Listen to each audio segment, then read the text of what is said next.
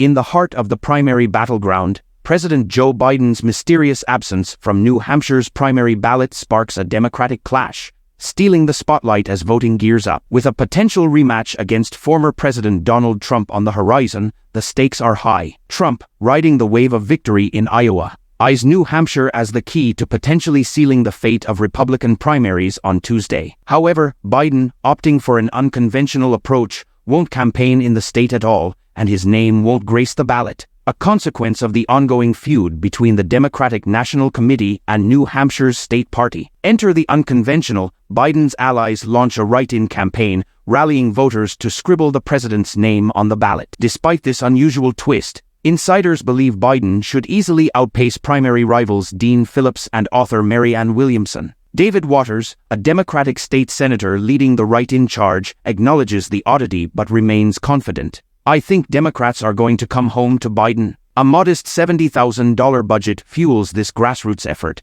with a small team holding weekly organizing calls since last fall. A super PAC joins the fray, deploying mailers and ads urging Democrats and independents to pen in Biden's name. Flashback to 1968, when President Lyndon Johnson clinched New Hampshire's Democratic primary as a write-in. This time, no McCarthy-like challenge looms, yet the drama adds uncertainty to Biden's popularity test. As New Hampshire preps for a critical moment, can Biden mirror Obama and Clinton's past primary successes without his name on the ballot? With independents holding the key, the outcome remains a question mark. Despite expectations of a Biden victory, political observers acknowledge the write-in campaign introduces an element of unpredictability. Christopher Galdieri of St. Anselm College notes, "No one expects Phillips to win, but the fear of a Biden underperformance lingers." Without his name on the ballot, the open question arises: can Biden match Obama and Clinton's formidable showings in the past? New Hampshire, a swing state with a history of close contests, becomes the stage for this political uncertainty. Adding another layer to the narrative is the DNC-New Hampshire feud,